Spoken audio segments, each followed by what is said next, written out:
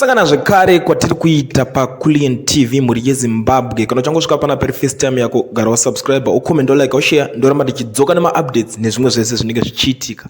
Nhasi ndauya ndine nyaya iri kutsviriridza, nyaya imwe iri kupisa, nyaya iri kuvhundutsa vanhu vakawanda vari kutadza kunzwisisa kuti zviri kumbonyatsofamba sei, chii chiri kunyatsoitika, chii chatiri kungonzwa chiri kungotenderera. So nhasi ndanguya nenyaya yacho kuti timboonesana, kuti mugare muchiziva zvinhu zvinenge zvichiitika. So panapa nyaya iripo ndeyekuti ZANU-PF Triple-C start engaging, vatanga kuda kuita dialogue ravo ravainge vachingotaurirana, but dialogue iri manje idialogue iri kuratidza kuti vanhu havasi kunyatsa kunzwisisana manje, idialogue raya rekuti vanenge vachingorovana chekuseri. So panapa nyaya iyi ndasangana nayo paZim Daily News, ndo patanga kubudira nyaya iyi, ndo vanhu vaivo vanhu vatanga kubuditsa nyaya iyi.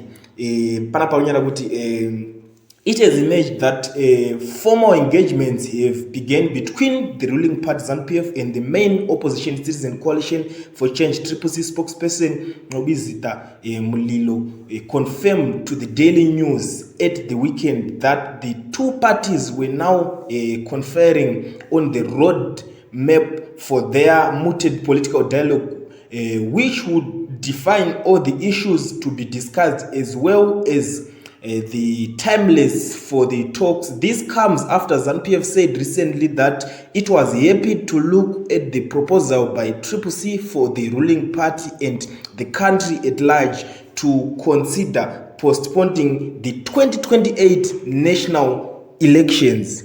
You see, ndo nyaya hombe iri panapa muri yeZimbabwe. Nyaya iyi inogona kusaunda kunge isina basa kune munhu asiri kunzwisisa kuti zviri kumbonyatsoitika, asi nyaya hombe yavari kuda kuita dialogue panapa inyaya iri kunzi zvoni vari kuda kuposponda kana kuti vada kumbomisa ma-elections a2028 vonzi tombobatana tomboshanda tese takadaro, amene kuti vanenge vachishanda vese vachimboita nezvei chaizvo.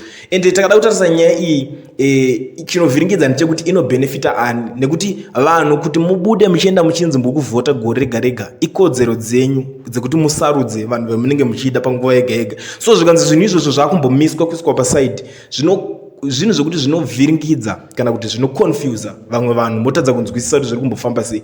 And the problem ndimi vanhu, because ndimi makavhotera ma-MP enyu, saka mukasavadedza kuvasamona kugara navo pasi kuti iwewo zvoruda kuita kuparliament ikokoko uzvisiye iwewo, zvinozobackfire emangwana moshaya kuti zvabva nekupi, nekuti ma-MP enyu ndo vanhu vacho vanenge vari kutaura vari muparliament, ndo vega vanhu vane power rekunosaina kunoitirana dialogue racho ravari kuda kuita. Hapana umwe munhu anokwanisa kuzviita, ma-MP enyu imimi amakavhotera. Problem inoitika ndekuti isusu tokasika kuonera, saka zvinhu izvi zvinogona kuzorwadza imimi takunosvika gore racho ra2028.